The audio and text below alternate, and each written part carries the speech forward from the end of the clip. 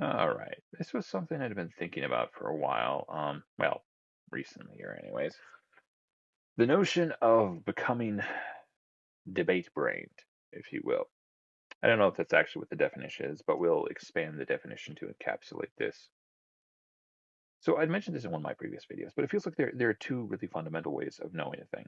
One of them is to experience it yourself. This is by and large probably the most fundamental way of knowing a thing. It's something you don't have to be taught. You experience things growing up, and by direct connection, you know them, right? Um, but the problem in that, maybe one of the shortcomings of that, is that you can't directly transfer your experience to another person's mind. You can't make them be there because, well, they weren't there, right?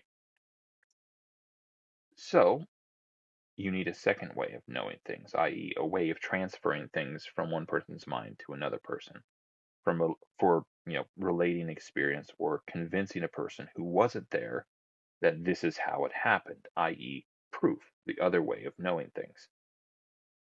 Now you can think of it like this: a woman is essayed, right?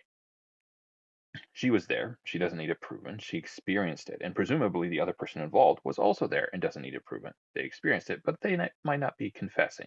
So she needs proof, i.e., evidence, i.e., witness testimony, i.e., maybe a confession if she can get that, right? She needs to prove it to the people because they weren't there. They didn't experience it. They need to have it proven. So you need emotional arguments, you need logical arguments, you need evidential arguments, you need a lot of stuff to get them to take your interpretation of what happened. The problem can arise though when people get debate brained and they start to, it feels like almost an aberration where they start to value in their own life, they start to value second order proof over first order experience, if that makes sense, or almost to the exclusion of experience. And it feels like I'm not sure entirely, but it very much feels like there could be a lot of issues that would arise from that. Anyways, thanks for watching. Bye.